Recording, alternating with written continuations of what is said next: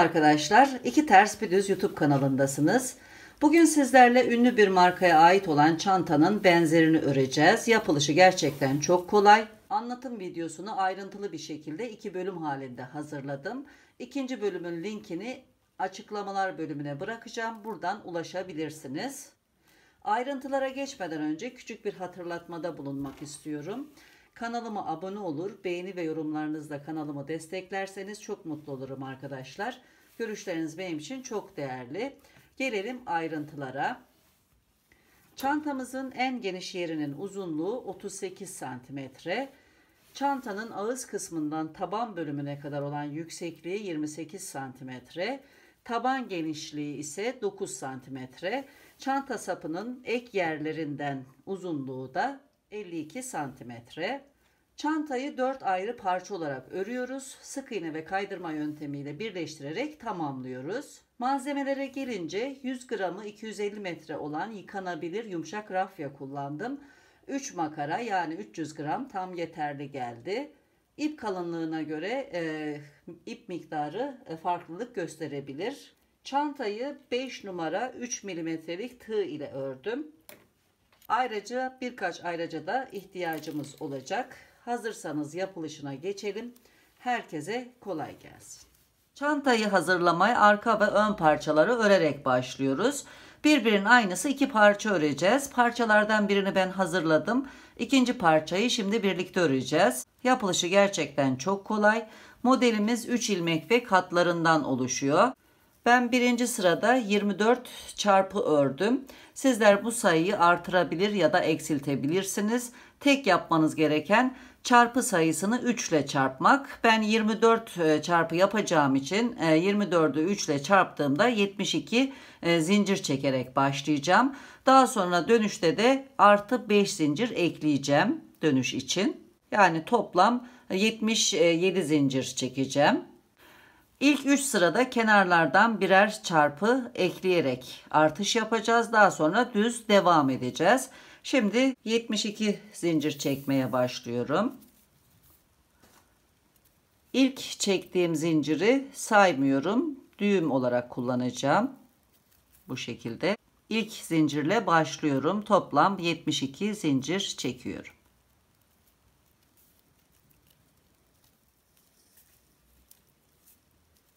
Toplam 72 zincir çektim. Son zincire bir işaret yerleştiriyorum. Dönüş için 5 zincir daha örüyorum. 1, 2, 3, 4, 5. Şimdi ikişer trabzandan oluşan çarpılar öreceğiz. Tığın başını doluyorum. İşaretlemiş olduğum zincirin hemen solundaki zincire batıyorum.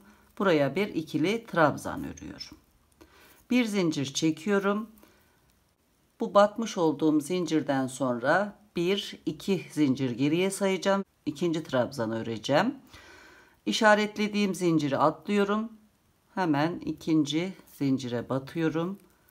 Buraya bir ikili trabzan örüyorum. İlk çarpıyı ördüm. Aynı işlemleri tekrar ederek devam edeceğim. İlk trabzanı örmek için batmış olduğum zincirden sonra 1 2 3. zincire batıyorum. Bir ikili trabzan örüyorum. Bir zincir çekiyorum. Geriye doğru 2 zincir sayıp ikinciye batıyorum. 1 2. Bir trabzan örüyorum. İkinci çarpı.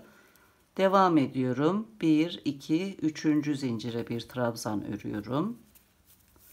Bir zincir çekiyorum. Geriye doğru sayıyorum. 1 ikinci zincire batıp bir trabzan örüyorum.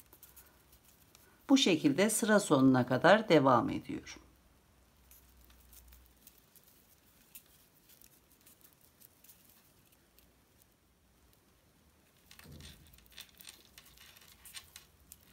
Son çarpıyı örüyorum ve birinci sırayı tamamlayacağım. Son çarpıyı ördükten sonra son bir zincirim kaldı. Buraya batıyorum. Bir ikili trabzan örerek birinci sırayı tamamlıyorum. Şimdi 4 zincir çekip ikinci sıraya başlayacağım. 1 2 3 4. Dönüyorum. Sıra başında ve sıra sonunda birer çarpı artış yapacağım. Tığın başını doladım. Burada sıradaki trabzanın tepesine batıyorum. Bir ikili trabzan örüyorum. Bir zincir çekiyorum. Alt sıranın son trabzanına batıyorum. Bir ikili trabzan daha örüyorum. Fazladan bir çarpı ördüm. Devam ediyorum. Alt sıranın ilk çarpısının sıradaki trabzanına batıyorum. Bir ikili trabzan örüyorum. Bir zincir çekiyorum. Gerideki trabzanın tepesine batıyorum. İkili trabzan örüyorum. Sırayla devam ediyorum. Bir ikinci trabzana batıyorum. Bir trabzan örüyorum. Bir zincir çektikten sonra gerideki trabzanın tepesine batıp bir trabzan örüyorum. Aynı işlemleri tekrarlayarak sıra sonuna kadar devam ediyorum.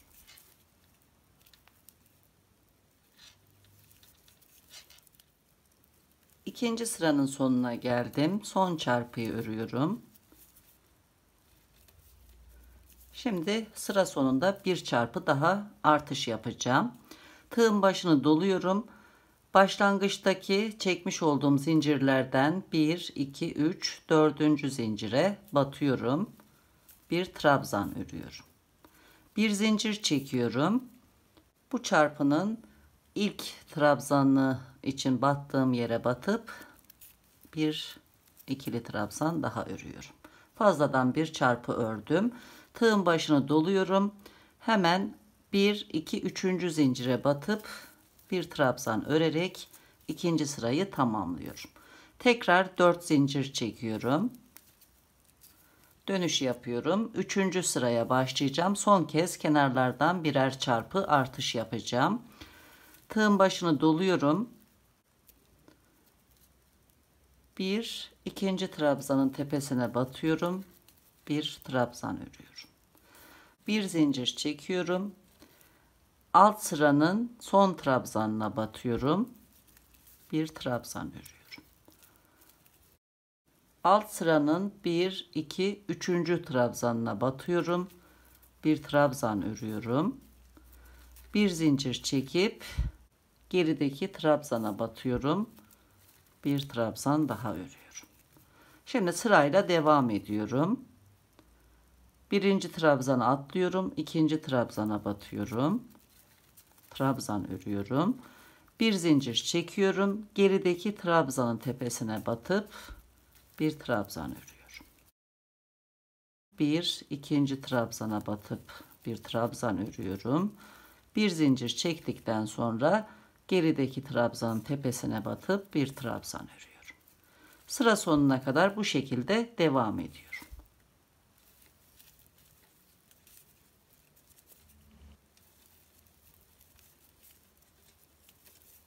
Üçüncü sıranın sonuna geldim.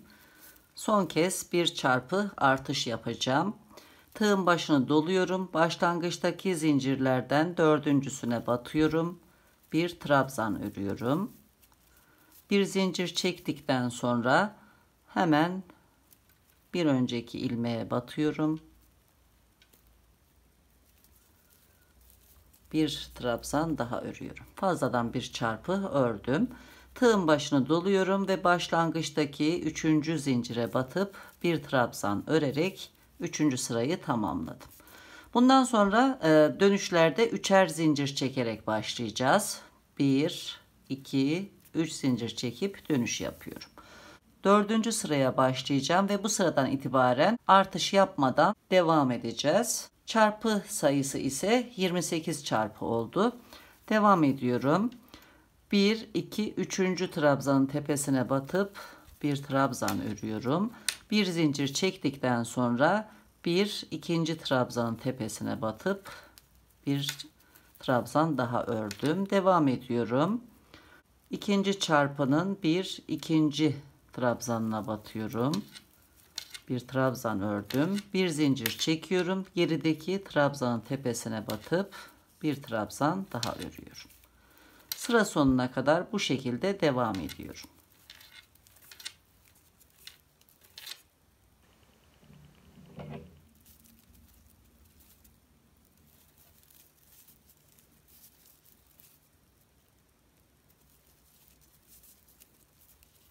Dördüncü sıranın sonuna geldim.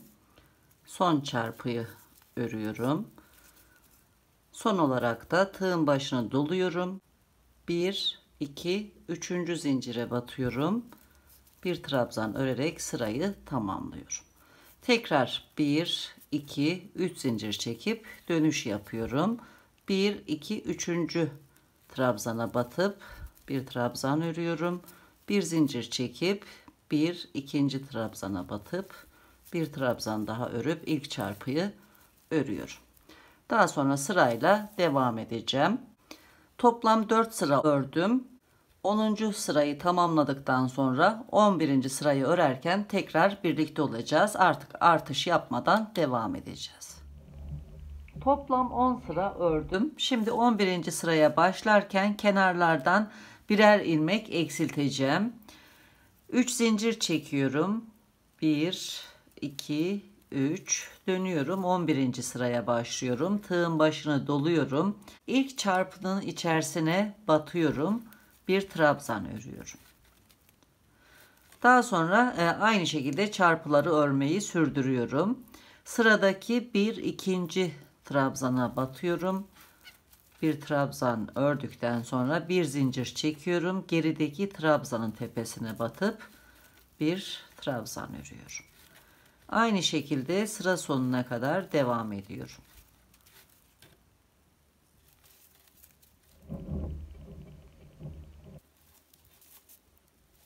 Birinci sıranın sonuna geldim. Sıra sonunda da yine bir trabzan eksilteceğim. Son çarpının içerisine batıyorum. Bir trabzan örüyorum. Daha sonra 3. zincirin tepesine batıp bir trabzan daha örerek 11. sırayı tamamladım. 3 zincir çekiyorum. Dönüş yapıyorum. 12. sıraya başlıyorum. Bu trabzanı eksilteceğim. 1, 2, 3. trabzanın tepesine batıp bir trabzan örüyorum. Bir zincir çektikten sonra gerideki trabzanın tepesine batıp bir trabzan örüyorum. Sıra başında bir çarpı eksilmiş oldu. Devam ediyorum. Sıra sonuna kadar aynı şekilde örmeyi sürdürüyorum.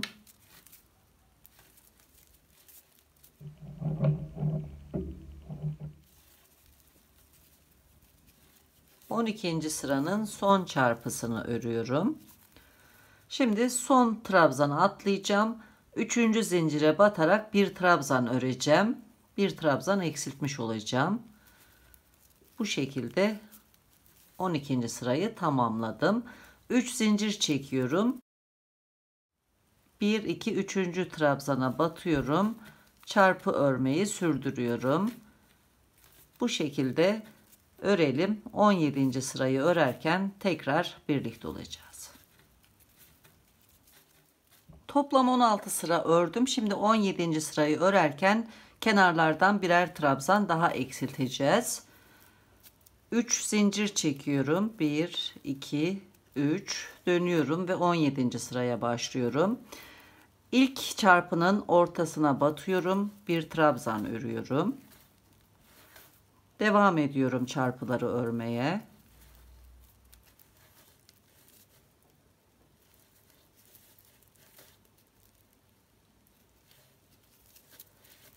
Sıra sonuna kadar bu şekilde örelim.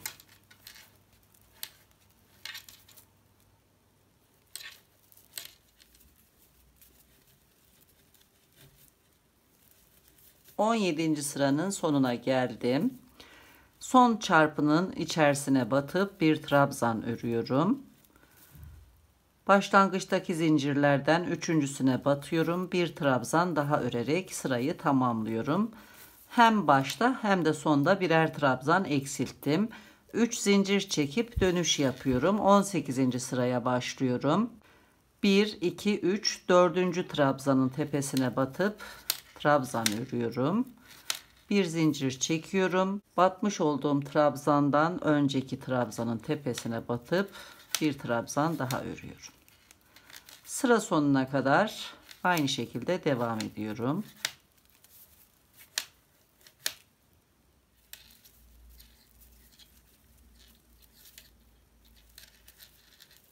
On sekizinci sıranın sonuna geldim.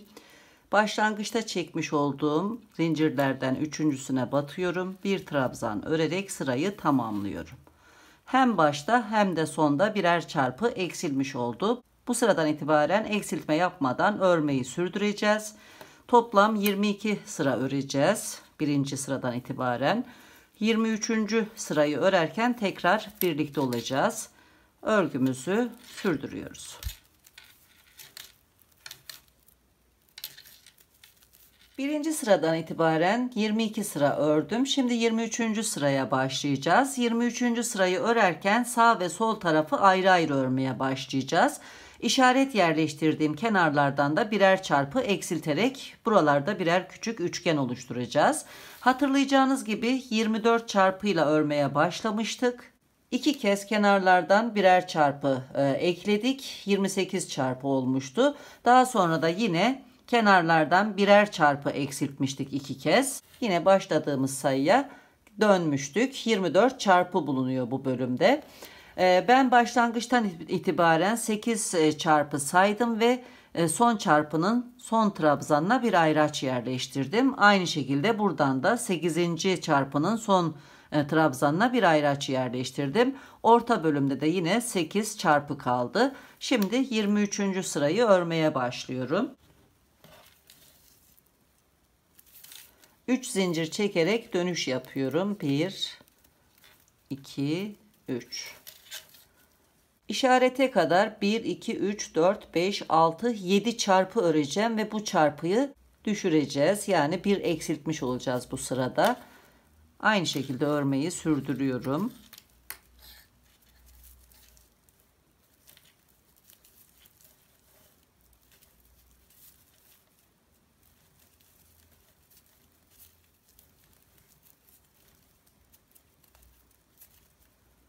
Bir, 2, 3, 4, 5, 6, 7 çarpı ördüm. Şimdi tığın başını doluyorum ve ayracın bulunduğu trabzanın tepesine batıyorum. Bir trabzan örüyorum. Burada bir çarpı eksiltmiş olduk. Tekrar 3 zincir çekiyorum. Dönüş yapıyorum. 24. sıraya başlıyorum. 1 2 3 4. trabzana batıyorum önce. Bir trabzan örüyorum. Bir zincir çekiyorum. Bu trabzandan önceki trabzanın tepesine batıp bir trabzan daha örüyorum. Burada da yine bir çarpı eksildi. Her sırada birer tane eksilterek devam edeceğiz. Devam ediyorum sıra sonuna kadar. 24. sıranın sonuna geldim. Başlangıçtaki zincirlerden üçüncüsüne batıyorum. Bir trabzan örerek sırayı tamamlıyorum. 3 zincir çekiyorum. Dönüş yapıyorum. 25. sıraya başlıyorum. 1 2 3. trabzana batıyorum. Çarpı örüyorum.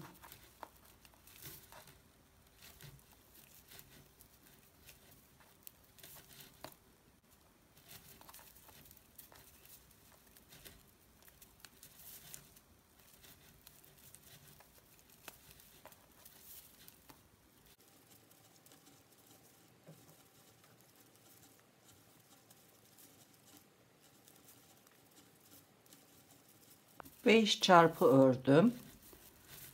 Yine bir çarpı eksiltiyorum. Tığın başını doluyorum. Alt sıranın son çarpısının son trabzanına batıyorum. Bir trabzan örerek sırayı tamamlıyorum. Yine 3 zincir çekiyorum. Dönüş yapıyorum. 1 2 3 4. trabzanın tepesine batıp buraya bir çarpı örüyorum. Hemen bir geridekine batıyorum. 26. sıraya başladım. Burada da yine 1 2 3 4 çarpı öreceğiz. Devam ediyorum.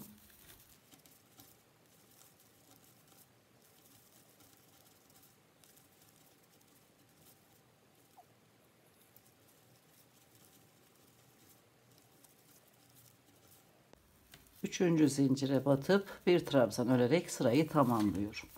Yine 3 zincir çekiyorum. Dönüş yapıyorum. 27. sıraya başlayacağım.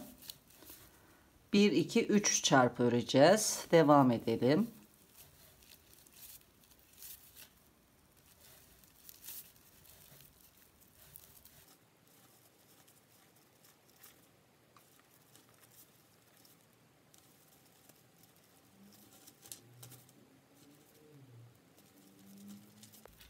3 çarpı ördüm. Yine bir çarpıyı atlıyoruz. Bir ikinci trabzanın tepesine batıyorum. Bir trabzan örerek sırayı tamamlıyorum. 3 zincir çekip dönüş yapıyorum. 28. sıraya başlıyorum. 2 çarpı öreceğiz. 1 2 3 4. trabzana batıyorum. Birinci çarpıyı örüyorum.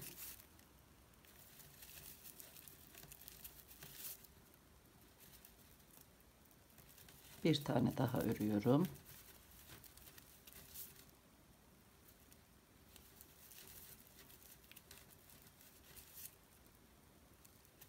Zincirin tepesine batıp bir trabzan örerek sırayı tamamladım.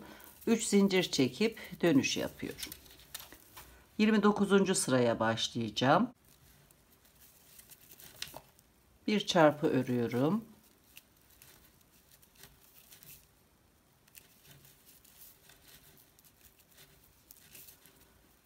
Yine bu çarpıyı atlıyorum. Son trabzanla batıp bir trabzan örüyorum. 29. sırayı tamamladım. 3 zincir çekiyorum. Dönüş yapıyorum. 30. sırayı öreceğim. Bir ikinci trabzanın tepesine batıyorum. Bir trabzan örüyorum. Bir de üçüncü zincire batıp bir trabzan örüyorum. Ve 30. sırayı tamamlayarak bu bölümü tamamlamış oluyorum. İpi kesiyorum.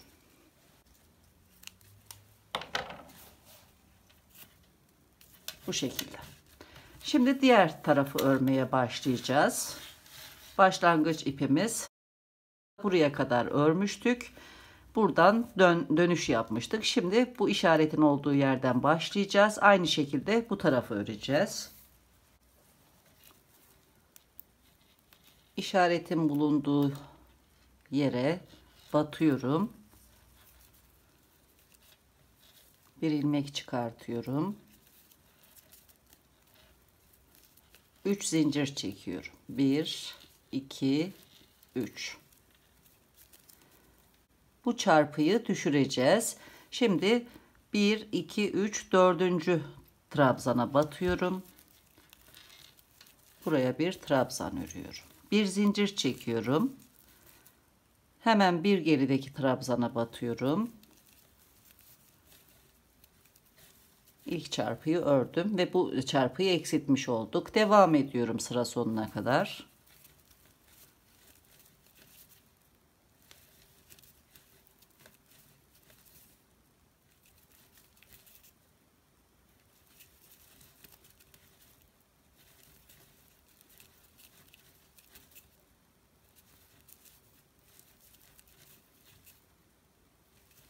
Üçüncü sırayı tamamladım bu tarafta. 3 zincir çekiyorum. Dönüş yapıyorum.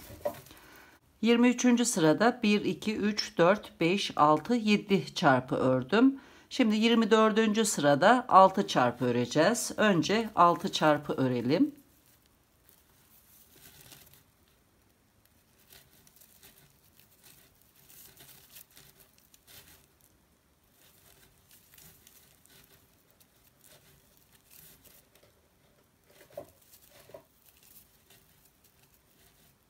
...24. sıranın sonuna geldim. 1 2 3 4 5 6 çarpı ördüm.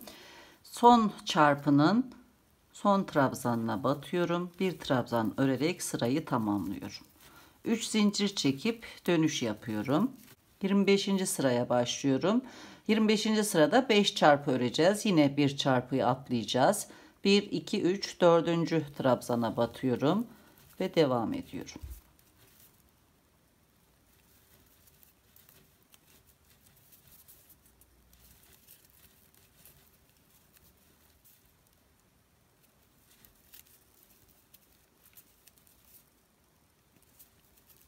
Son trabzanı örerek 25. sırayı tamamladım. 5 çarpı ördüm. Yine 3 zincir çekip dönüş yapıyorum. 26. sıraya başlıyorum. 4 çarpı öreceğiz bu sırada.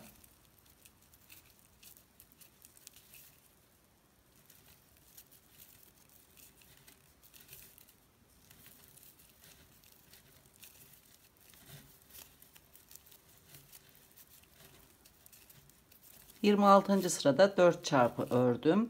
Alt sıranın son çarpısının son trabzanına batıp bir trabzan örerek sırayı tamamlıyorum. 3 zincir çekip dönüş yapıyorum. 27. sıraya başlayacağım. Yine 4. trabzana batıyorum. Bu sırada 3 çarpı örüyoruz.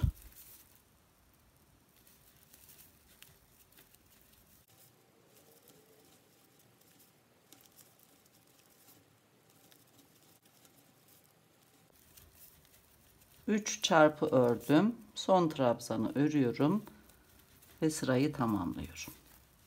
Yine 3 zincir çekip dönüş yapıyorum. 28. sıraya başlıyorum. 2 çarpı öreceğim bu sırada.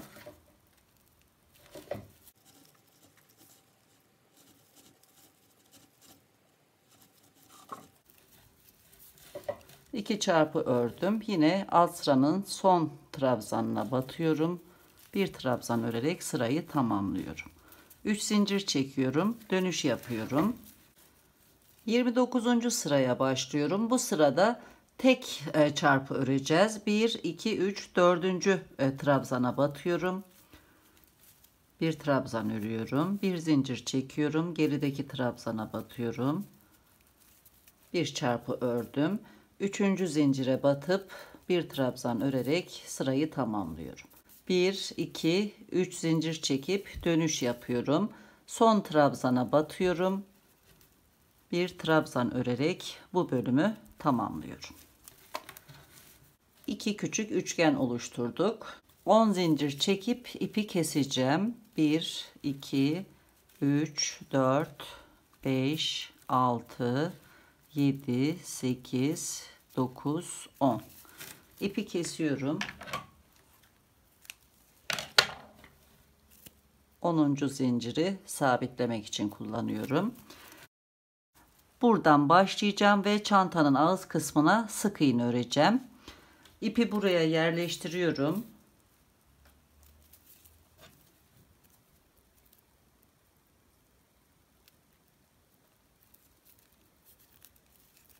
Bu şekilde.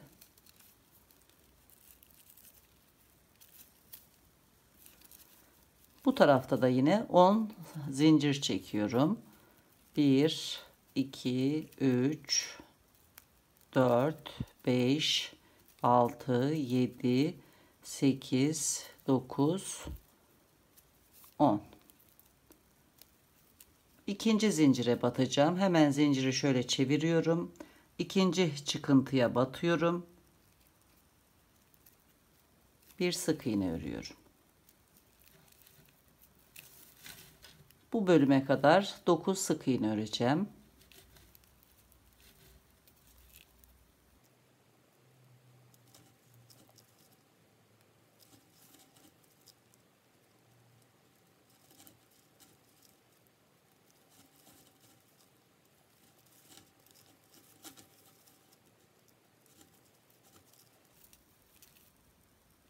Son zincire batıyorum. 9. sık iğneyi örüyorum. 9 sık iğne eklemiş oldum. Devam edeceğim. Bu fazlalık ipleri de örerken araya alacağım.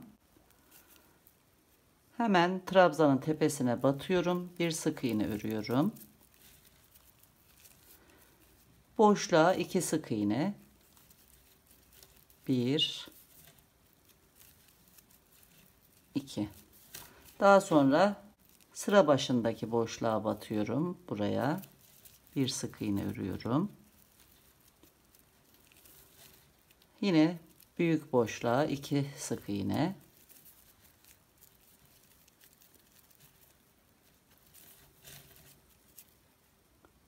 Sıra başındaki boşluğa batıyorum. Bir sık iğne örüyorum. Büyük boşluğa 2 sık iğne.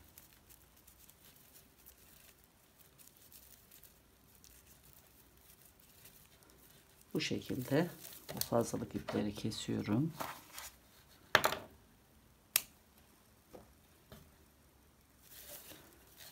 Köşeye kadar aynı şekilde devam ediyorum.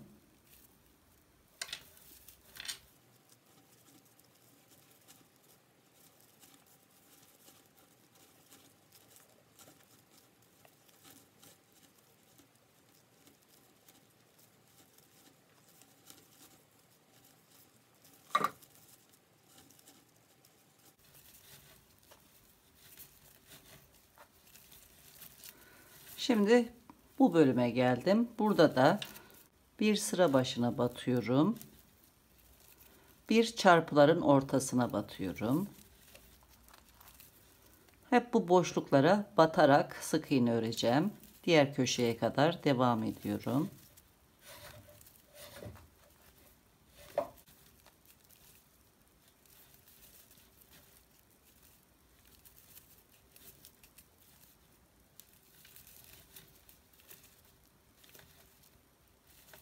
Diğer köşeye geldim. Şimdi buraya batacağım. Buradaki fazlalık ipi de araya alarak devam edeceğim. Gizleyeceğim. Köşeye batıyorum. Bir sık iğne örüyorum. Devam ediyorum. Büyük boşluğa 2 sık iğne. Bir de sıra başındaki küçük boşluğa bir sık iğne örerek yukarı kadar devam ediyorum.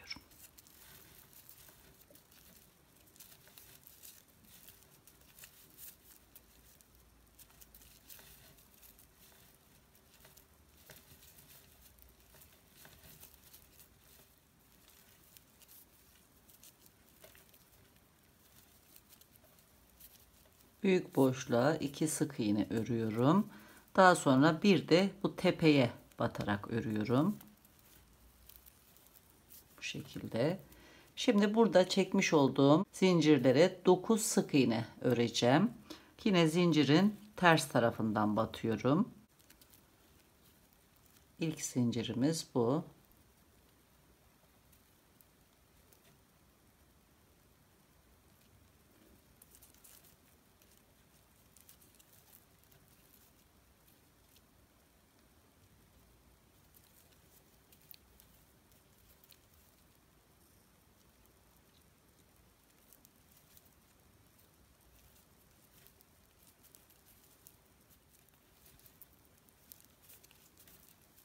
Toplam 9 sık iğne ekledim.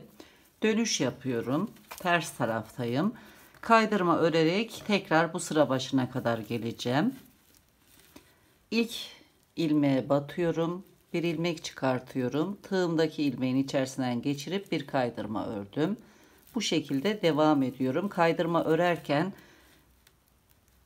arka taraftaki bu ilmeğe batıyoruz. Birinci bu, ikinci ilmeğe. Bu şekilde batarak ilmek çıkartıp kaydırma örüyoruz.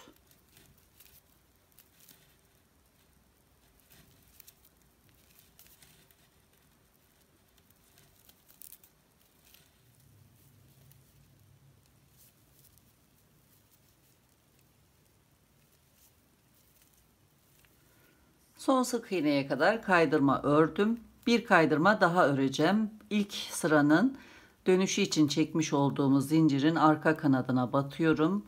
Bir kaydırma daha örerek sırayı tamamlıyorum. Bir zincir çekip dönüş yapıyorum. İkinci ve son kez bir sık iğne sırası öreceğiz. Başlangıç zinciri ile ilk sık iğnenin arasındaki boşluğa batıyorum bu şekilde. Bir ilmek çıkartıyorum. İlmeğin boyunu biraz uzatıyorum. Bir sık iğne örüyorum. Şimdi sıradaki boşluğa batıyorum aynı şekilde.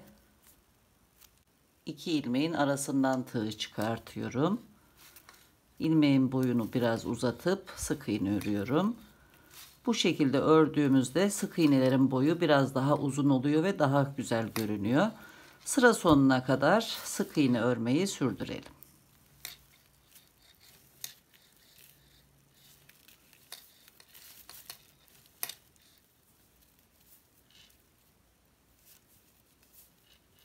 Son ilmeğe batıyorum ve sırayı tamamlıyorum.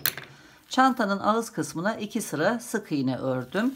Şimdi aynı şekilde çantanın kenarına 4 sıra sık iğne öreceğim. Burada ipi kesmemek için arka taraftan yürüteceğim. Burası altta kalacağı için görünmeyecek.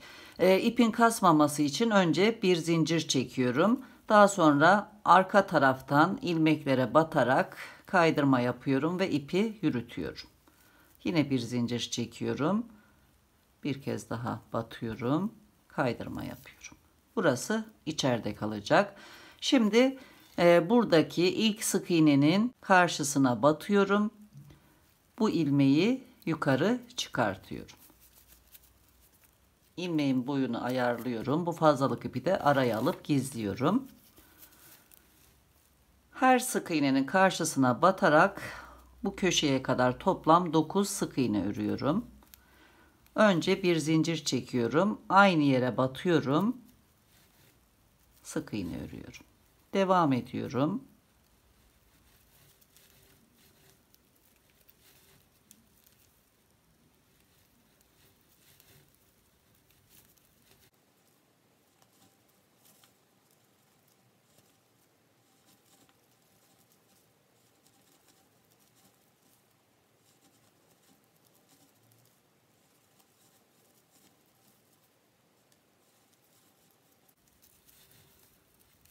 Toplam 9 sık iğne ördüm.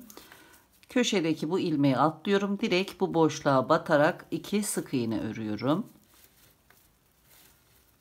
1 2. Bundan sonra boşluklara batarken bir çift sık iğne öreceğiz. Bir tek.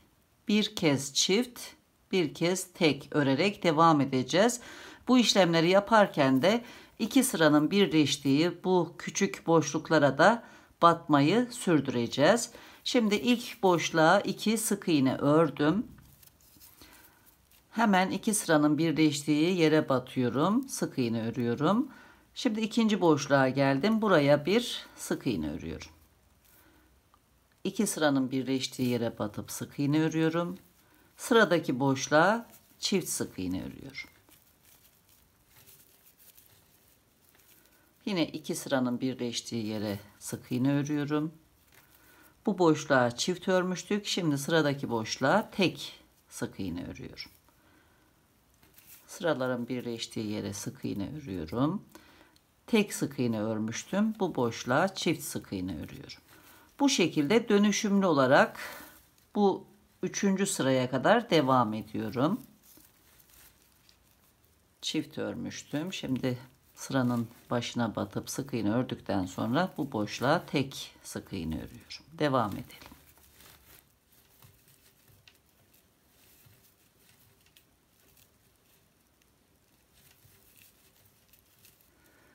Son 3 sıraya kadar boşluklara bir çift bir tek örerek geldim. Son olarak da son boşluğa çift sık iğne ördüm. Yine iki sıranın birleştiği yere de sık iğne ördüm. Son 3 sıra başındaki boşluğa batarken hepsine ikişer kez batacağız. Son boşluğa 3 kez batacağız ve dönüş yapacağız. Şimdi sırayla örüyorum. İlk boşluğa çift sık iğne örüyorum. Yine sıra başındaki küçük boşluğa bir sık iğne örüyorum. İkinci boşluğa da çift sık iğne örüyorum. İki sıranın birleştiği yere bir sık iğne. Şimdi son boşluğa 3 sık iğne öreceğim. Ama önce başlangıçta burada düğüm oluşturmak için bir zincir fazladan çekmiştik. Bu zinciri çözüyorum. Şöyle sıkıştırıyorum.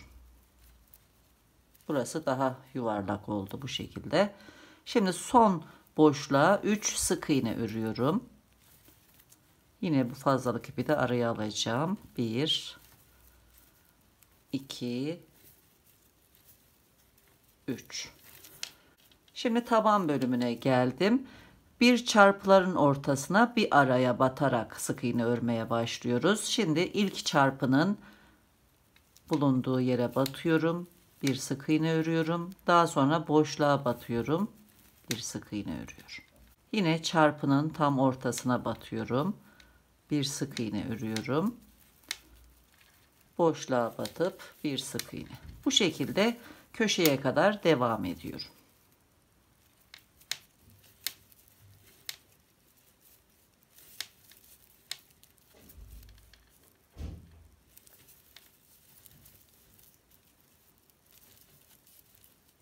Son çarpıya kadar ördüm.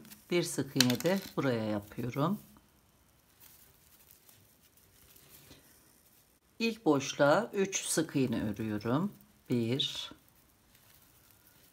2 3. Yine iki sıranın birleştiği yere sık iğne örüyorum. Bundan sonra 1 2 3 boşluğa sırayla ikişer sık iğne öreceğiz. Burada da öyle yapmıştık. Devam ediyorum. İlk boşluğa 2 sık iğne örüyorum. 2 sıranın arasındaki boşluğa bir sık iğne. İkinci boşluğa çift sık iğne. Yine araya bir sık iğne. Üçüncü boşluğa çift sık iğne örüyorum.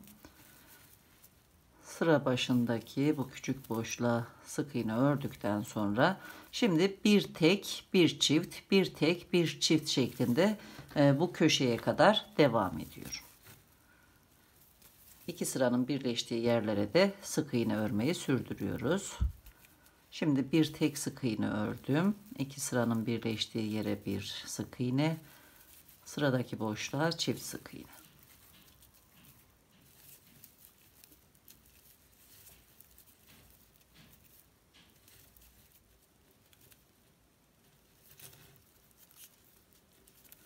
Son boşluğa 2 sık iğne örüyorum. Köşeye kadar geldim. Şimdi 9 sık iğne örerek sırayı tamamlayacağım. İlk sık iğneye batıyorum. Devam ediyorum.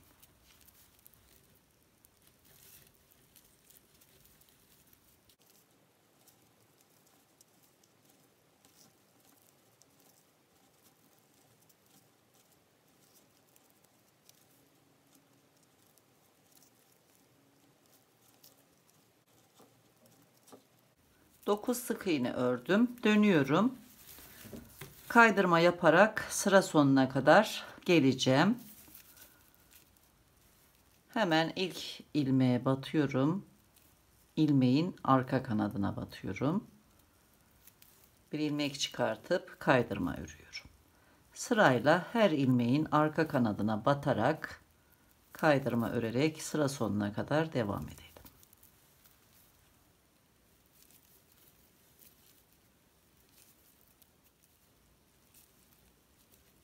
Son kaydırma ilmeğini örerek sırayı tamamladım. Bir zincir çekip dönüş yapıyorum.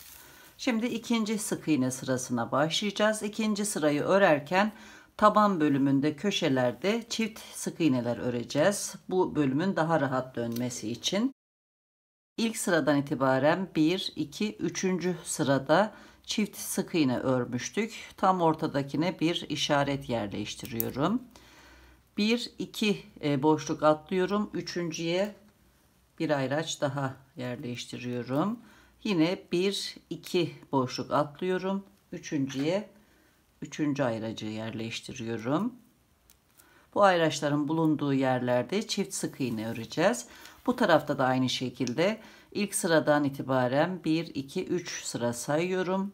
Üçüncü sıradaki bu çift örmüş olduğumuz sık iğnelerden ortadakine bir ayraç yerleştiriyorum. 1, 2 boşluk atlıyorum. Üçüncüye ikinci ayracı yerleştiriyorum. Yine 1, 2 boşluk atlıyorum. Üçüncüye bir ayraç yerleştiriyorum. Şimdi ilk ayraca kadar sık iğne öreceğim. Her boşluğa batacağım.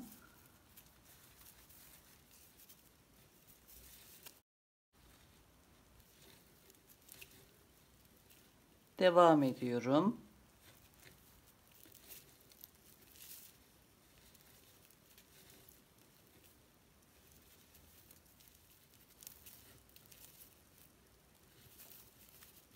Ayraca kadar ördüm. Şimdi ayracın bulunduğu ilmeğe çift sık iğne örüyorum.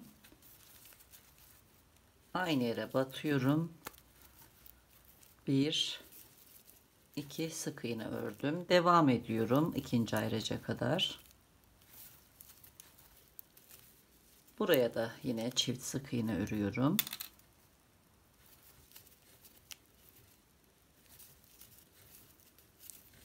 Bu örmüş olduğum ilmekleri işaretleyeceğim. İlk çift örmüş olduğumuz sık iğnenin birincisine ayracımı tekrar yerleştiriyorum. Burada da yine ilk sık iğneye ayracı yerleştiriyorum. Bir üst sırada buralara yine çift sık iğne öreceğiz. Devam ediyorum.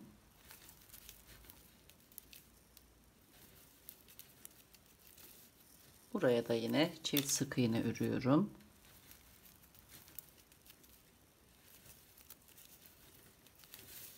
İlk ayraca kadar her ilmeğe sık iğne örerek devam ediyorum.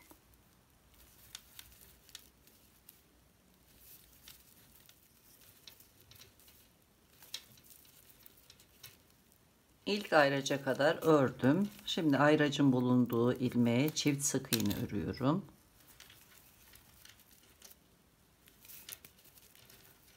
Devam ediyorum.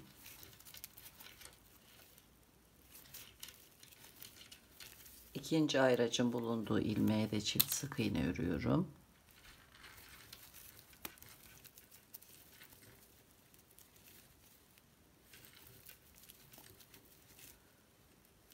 Üçüncü ayraca kadar örüyorum. Buraya da çift sık iğne örüyorum.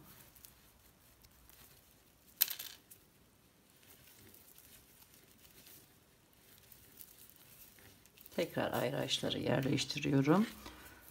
Burada ilk sık iğneye değil ikinciye yerleştiriyorum. En son örmüş olduğum çift sık iğnelerin. Diğerlerini de aynı şekilde çift sık iğnelerden ikinci ilmeğe yerleştiriyorum. Üçüncüyü de aynı şekilde. Devam ediyorum. Sıra sonuna kadar sık iğne örüyorum.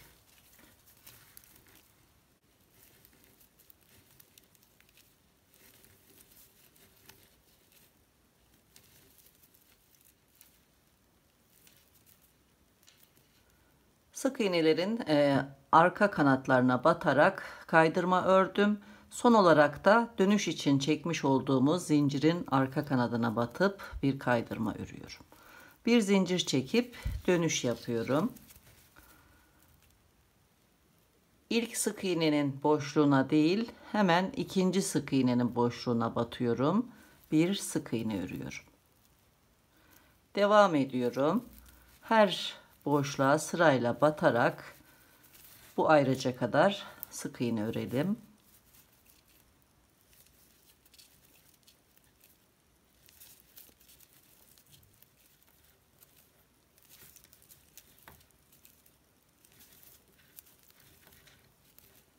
Başlangıçtan ayraca kadar 77 sık iğne ördüm. Şimdi ilk ayracın bulunduğu ilmeğe çift sık iğne örüyorum. Bir ilmek artış yapıyorum.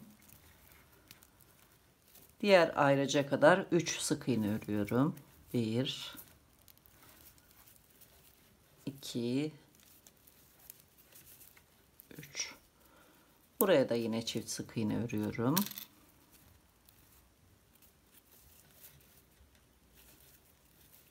Bir artış daha yaptım. 3 tek sık iğne örüyorum sırayla.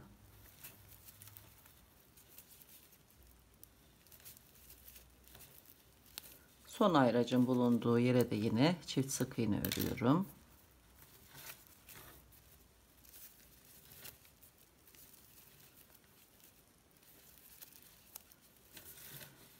Mor ayraca kadar her ilmeğe batarak birer sık iğne örerek devam ediyorum.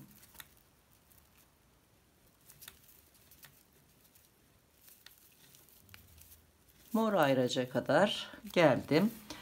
Bu köşede son ördüğüm çift sık iğneden sonra birer birer toplam 52 sık iğne ördüm. Şimdi bu ayracın bulunduğu ilmeğe de yine çift sık iğne örüyorum. 3 tek sık iğne örüyorum sırayla. 1 2 3.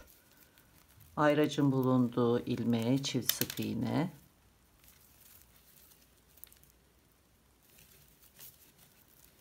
Yine birer birer 3 sık iğne örüyorum.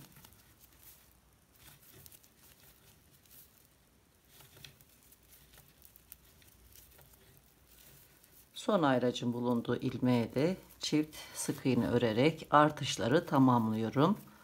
Başka artış yapmayacağız. Devam ediyorum. Her ilmeğe batarak birer birer sıra sonuna kadar sık iğne örüyorum.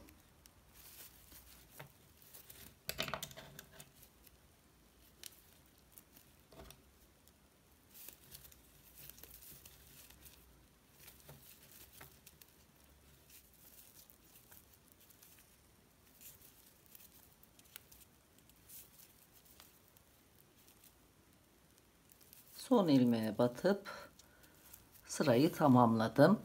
Burada da yine son çift sık iğneden sonra birer birer toplam 77 sık iğne ördüm. Dönüş yapıyorum. Son kaydırma sırasını örüyorum. Daha sonra bir sıra daha sık iğne öreceğiz. Sıra sonuna kadar devam edelim.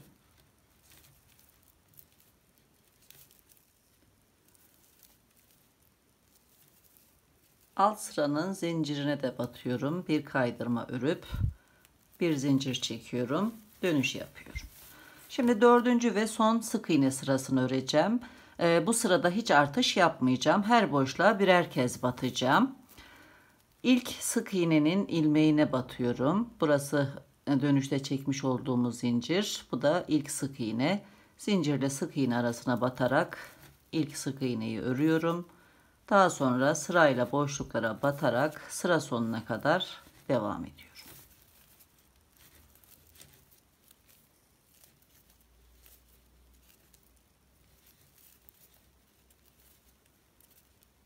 Son ilmeğe batıp son sık iğneyi ördüm. Dördüncü sırayı tamamladım ve çantamızın bir yüzü tamamlandı. Şimdi ipi kesiyorum.